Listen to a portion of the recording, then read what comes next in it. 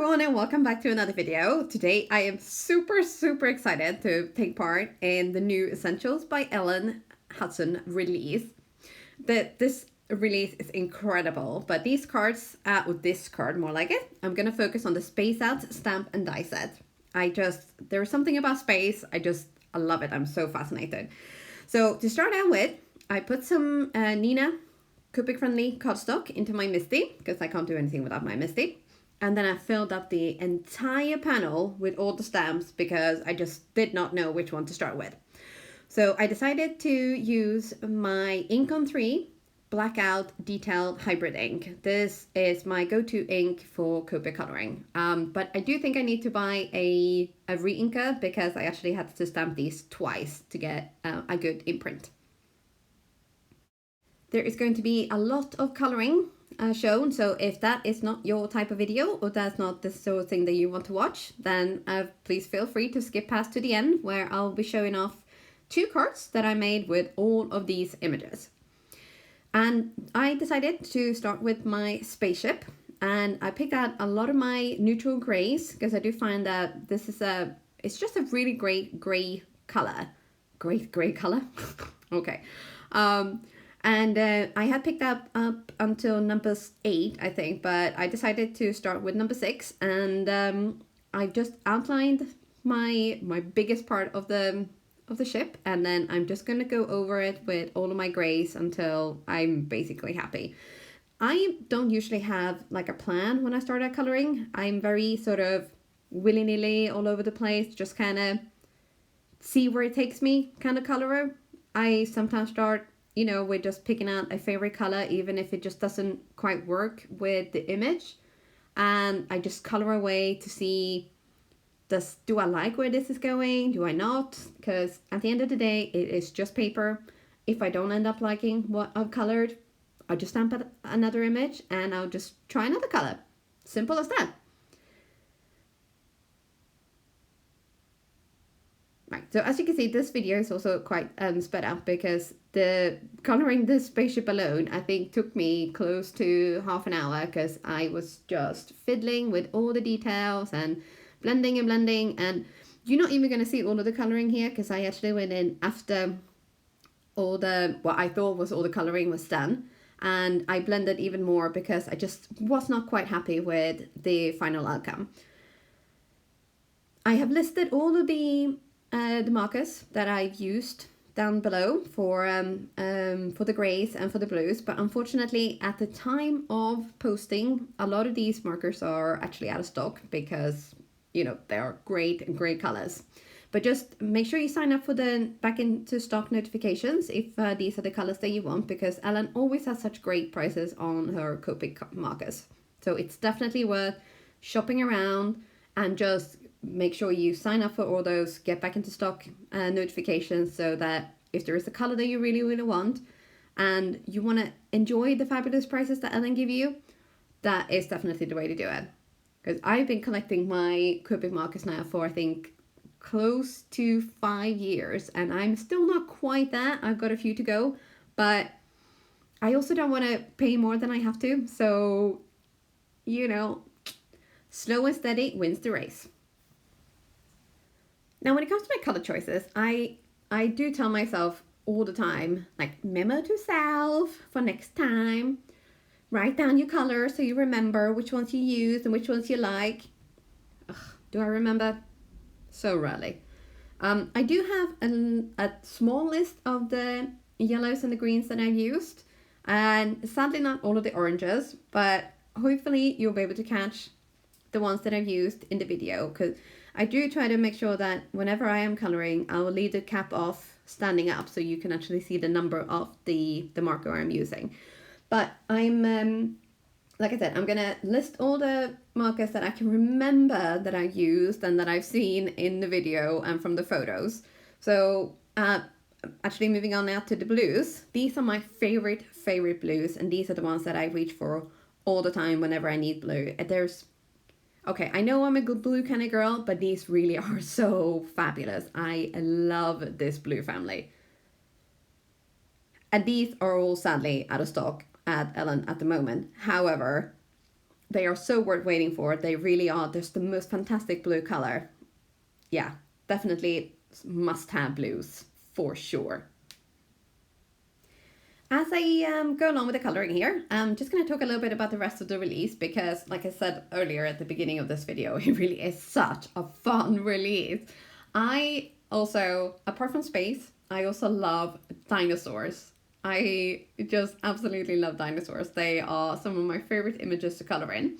And in this release, there is Dynamite, or Dynamite, Halloween, and Dynamite Christmas.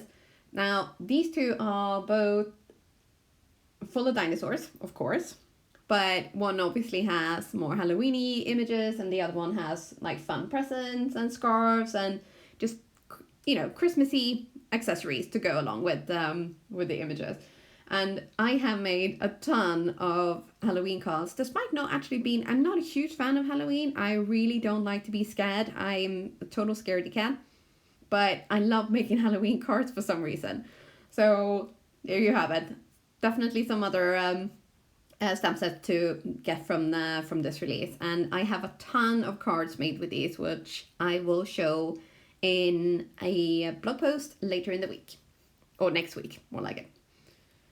So now, as you can see here in my my little video, this is a bit where I decided, oh, you know what? I'm going to add a little something to the spaceship window to, you know, mask off and stamp up that cute little alien so that it kind of looks like somebody is at home in the spaceship or steering it, I guess.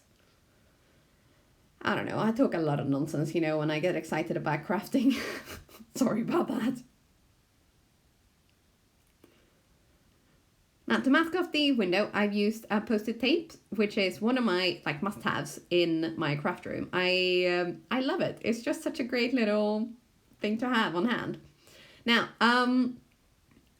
I started coloring around the little alien here, so it's sort of like kind of like the lights are home, I guess. I should maybe have gone for a slightly different color behind because he did end up kind of looking like he was on fire. You know, that's something to maybe remember for next time, I don't know. But anyway, there you have it. And here I think, on some of this, with some of the markers, I left the cap off, like I said, I usually do. But I think some of them might have ended up off screen, which, that's my bad. Sorry about that.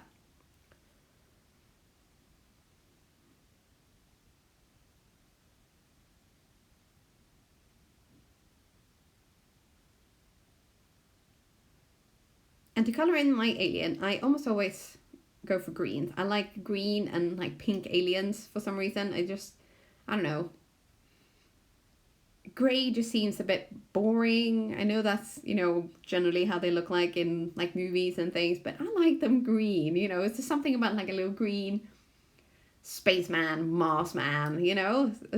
Yeah, that's just my go-to colors, I guess. These also, incidentally, actually work really well for like leaves and grass as well. Right, so at this stage, I finished my little alien. It was just a case of basically filling in like the tiniest little, I say tiniest little details, like his eyes, the window frame, and just a few like little bits and pieces of details on the spaceship. And I should have maybe gone for another, like a darker neutral gray here rather than black, because he did end up kind of looking a little bit harsh, I think.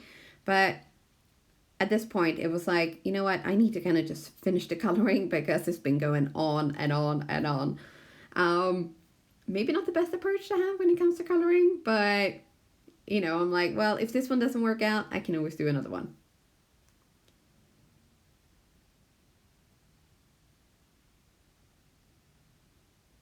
Now, I don't think I actually showed this on film, but I have used a black glitter gel pen to kind of fill in the bolts on as you can see, like on the wings of the spaceship, just to make them stand out a little bit, because I just did kind of color them over when I was doing the blue, because I had the idea that I was going to use a white gel pen.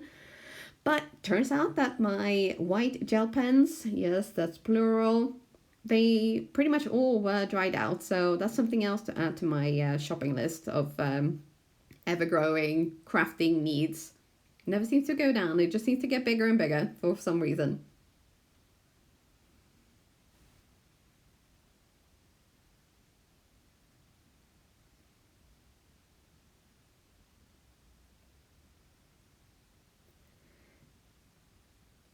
So there we have it, nearly all done. So this at this point, it was a case of taking the coordinating dies out. And I do love a good coordinating die set because I am not a fan of fussy cutting. And these are my snip tools that I use to cut all my dies apart. These are from a hardware store, so these are actual, like, I guess, cable cutting tools, and they are pretty amazing, I must admit. The only thing is that when there is very, very fine details or very close, the pieces are very close together, sometimes it's a bit tricky to get in there. But then I just bend them apart, and then I use these to kind of cut out all the little extra sticky out bits, as you can see I'm doing here. Because I do find that these pieces, they leave marks on your paper, so always cut out all those extra little pieces, like sticky out pieces, just for a really smooth cut. And I have a little Gemini Go, which I am a big, big fan of. And the only downside with this is that the images that go through have to be pretty small. But luckily, the spaceship fits perfect. I have used a little bit of post-it tape again, just to keep my piece in place, because the sandwich is supposed to go the opposite way to what I'm used to. And I'm just not quite sort of confident enough yet to kind of let them go through, especially not when I've spent all this time coloring a piece. And here we have it. I love the look of a die cut piece. It's just, yeah, you just take it up to the next level. And I decided to use the Sorry I Spaced sentiment from the stamp set, and I've heat embossed that on black cardstock with white embossing powder. It's such a simple, elegant look, and I really, really love that. And I decided to also cut out the spaceship out of foam tape, or foam sheet more like it. This is something I really like doing to give my pieces a stable, like really stable base, because I found in the past if I don't use enough foam tape, sometimes the image will warp or bend, and you know, that's just not a good look, is it?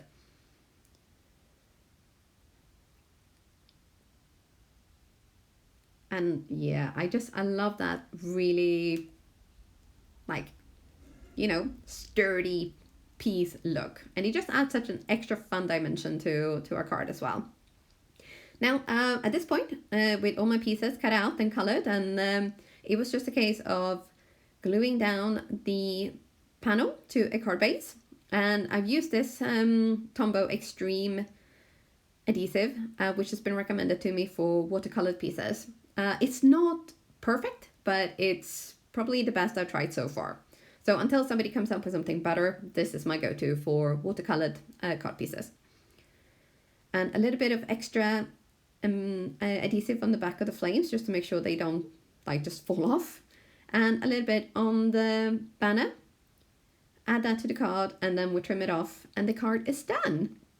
The background piece here is done with Gansai Tambi watercolors. I used a 36 pack, and I just kind of made a nice little galaxy look. And then I also splattered some white gold from the Starry Colors shimmer palette. It is an incredible palette to have for all your gold needs, basically. It's from white to red gold, and yeah, the pigments are so incredible. I've had mine for years, and you can barely tell.